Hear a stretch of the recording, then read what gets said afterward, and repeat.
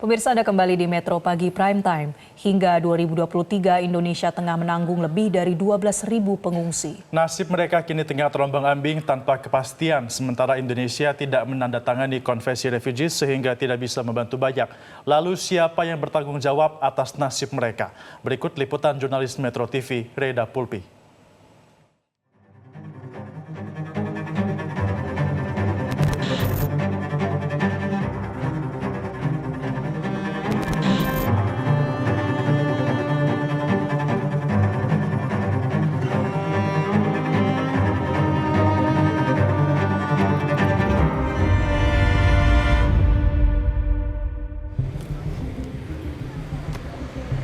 Masalah pengungsi di Indonesia memang tidak ada habisnya. Salah satunya sejumlah pengungsi mendirikan tenda di kawasan Kuningan, tepatnya di depan kantor UNHCR, di mana mereka menuntut sejumlah hal dan mereka menganggap bahwa mereka kurang dimanusiakan di sini.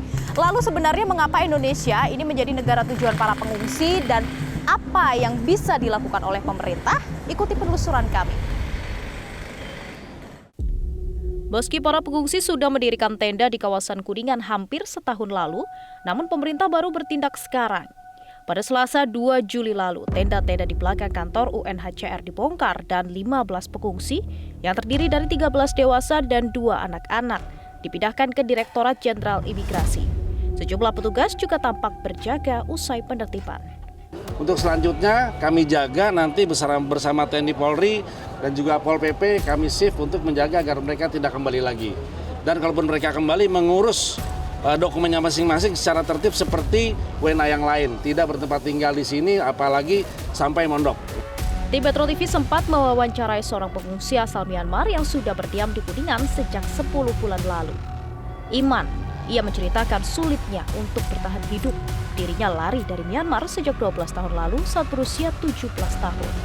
Jadi yang ada di sini bukan hanya dari Myanmar? Iya, saya sendiri satu orang Myanmar. Oh, yang lain? Ada orang Somalia, ada orang Sudan, ada orang Ethiopia, ada orang Afghanistan. Total ada berapa orang? Sekitar ada 53 orang kemarin ada. Dengan durasi tinggal di sini berbeda-beda? Iya. Oke, boleh iya. Masuk Bapak? Iya, boleh di belakang. Oh, lewat sebelah sana. Oke.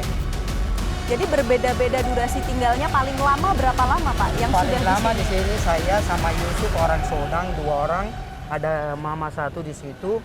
Dia yang paling lama. Sudah hampir 1 tahun? Iya, sudah 9 bulan jalan ini. Oh, 9 bulan, oke. Iya, ini tempat saya. Iya, maaf. Permisi, iya, maaf, excuse me.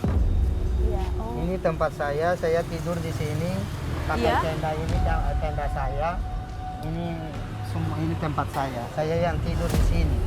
Di satu tempat ini Pak Amin tempati berapa orang? Saya sendiri, ini tidak ada orang lain. Oh, tidur di sini? Di sini aja. Kalau hujan bagaimana Pak? Kan kalau kita lihat... Ini kalau hujan ini tutup, ini bocor-bocor. Saya minta orang Indonesia di pasar begini-begini, dia yang bantuin sama aku ini. Oh, berarti ini terpal, ini penutup ini dari bantuan? Bantuan dari sama masyarakat Indonesia. Bukan saya yang building. Ini air galonnya semua kosong. Ini satu.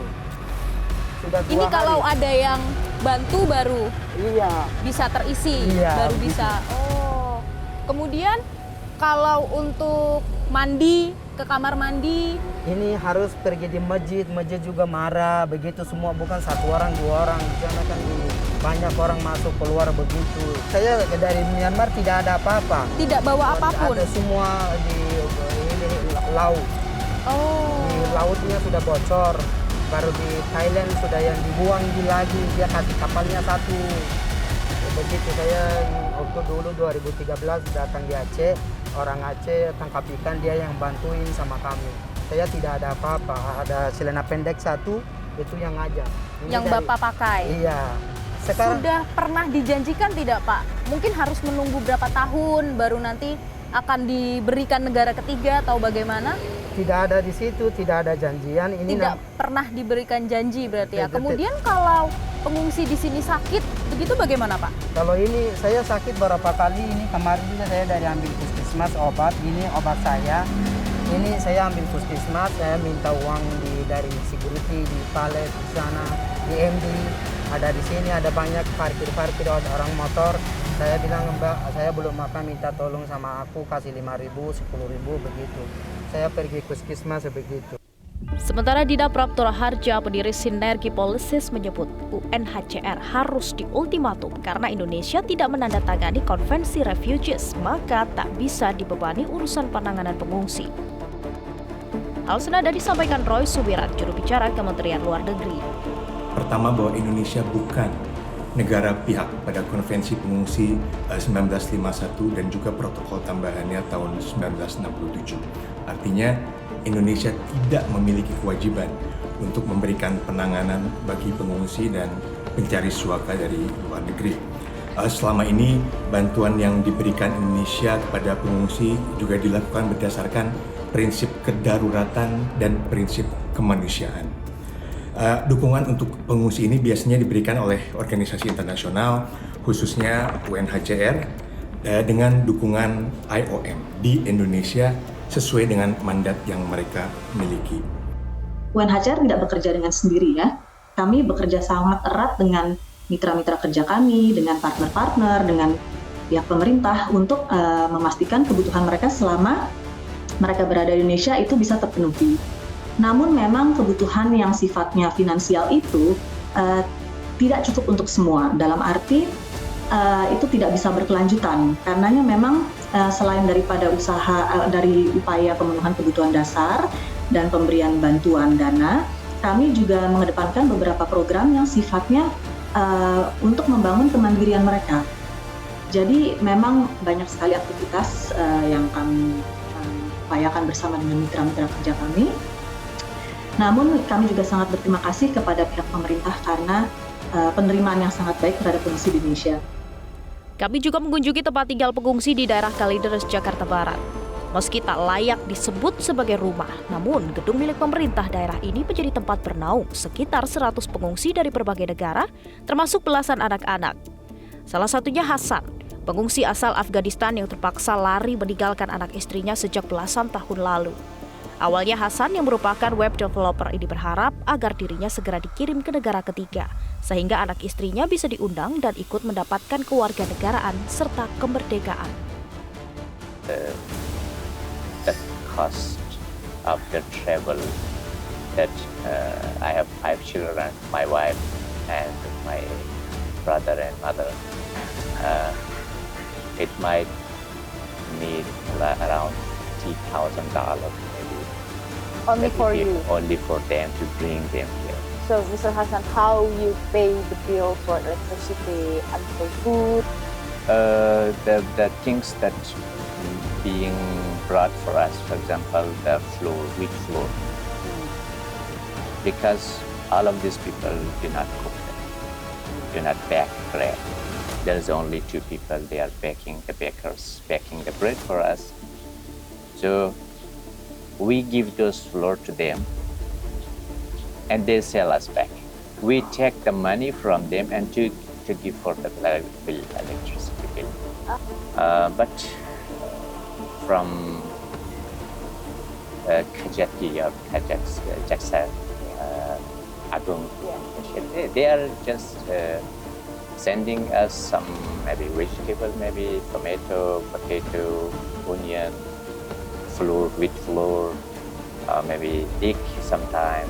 For us, they are sending us once per month. Per month? Yeah, and is it enough? No, of course not. This is only enough for maybe. I receive maybe 4 to 5 eggs, and that's only for 1 day. And no one else is helping us. No one? Yeah. United Nations? United Nations? No assistance from United Nations. United Nations left us in 2023. They had in January or February 2023, they had a meeting with refugee representatives. And they openly said that because this building belongs to the government, we have nothing to do with this place. In these 5 years we are staying here, they came only one time here. Only one time they visited in 2022. What they did do? They came here and they just listened and they just That was for just photo session because they like to create projects, and for those projects they need some photos, some pictures of the refugees.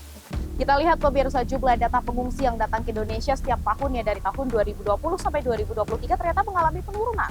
Dan pada tahun 2023 ini angkanya mencapai lebih dari 12.000 pengungsi yang kalau kita lihat terdiri dari 69% dewasa dan 29% anak. Sementara dari total jumlah dewasa ini 72% merupakan pria dan sisanya 28% merupakan wanita. Kemudian dari Januari sampai Desember 2023 ada lebih dari 1.700 pengungsi Rohingya yang menggunakan 11 kapal ini tiba di Indonesia yang tersebar di beberapa lokasi di Aceh dan Sumatera Utara. Sementara sisanya ada lebih dari 10.500 ini merupakan pengungsi dan mereka mencari suaka di sini. Dan ini adalah sejumlah atau perbandingannya kalau dari sekitar 5.900 ini merupakan warga Afghanistan, kemudian 2.000 lebih ini merupakan warga Myanmar, lebih dari 1.100 warga Somalia, sekitar 536 merupakan warga Irak, sekitar 449 warga Yaman, dan dari negara-negara lainnya. Sementara dari 3.555 anak yang terdaftar di UNHCR, ternyata 227 anak ini tidak didampingi oleh kerabat atau keluarganya, sementara 106 anak lainnya ini terpisahkan dari orang tuanya. Lebih dari 12.000 pengungsi di Indonesia tengah menanti kejelasan nasib mereka. Sementara UNHCR menyebut bahwa tak semudah itu mendapatkan negara ketiga bagi para pengungsi. Jumlah pengungsi di seluruh dunia itu sudah mencapai lebih dari 43 juta orang. Nah, resettlement ini sebagai salah satu solusi tradisional bagi pengungsi itu hanya diberikan oleh sekitar 20 negara. Dan resettlement ini adalah secara seutuhnya ditentukan atau diberikan oleh negara yang menerima tersebut. Jadi bukan oleh UNHCR. Kami hanya membantu memfasilitasi pemrosesan resettlement ke negara-negara tersebut, tapi kami tidak menentukan siapa pengungsi yang akan berangkat ke negara mana dan kapan. Itu bukan wewenang UNHCR. Ada beberapa solusi lainnya. Tadi ketika saya berbicara solusi tradisional itu ada 3. Yang pertama adalah penempatan di negara ketiga, yaitu resettlement. Yang kedua adalah integrasi lokal, di mana pengungsi itu diterima di negara tempat mereka mencari suaka, seperti Indonesia. Namun, untuk integrasi lokal, opsi ini belum ada di Indonesia, belum ada dasar hukumnya dan belum bisa dilakukan. Ya. Lalu solusi yang ketiga adalah pemulangan ke negara asalnya ketika sudah terpecahkan masalahnya. Dalam arti, pengungsi hanya bisa pulang ke negara asalnya apabila perang atau penganiayaan atau diskriminasi atau problem yang ada di negara asalnya itu sudah berakhir. Tempat tinggal yang tidak layak, kehidupan yang serba minim, dan juga hidup tanpa kewarganegaraan dan kemerdekaan ini menjadi permasalahan bagi ribuan pengungsi yang ada di Indonesia. Jangan sampai kedatangan mereka justru menjadi masalah baru bagi pemerintah dan masyarakat sekitar. Karena kali ini kita bicara tentang kemanusiaan. Dari Jakarta, Tim Liputan Metro TV. Jelajahi cara baru mendapatkan informasi. Download Metro TV Extend sekarang.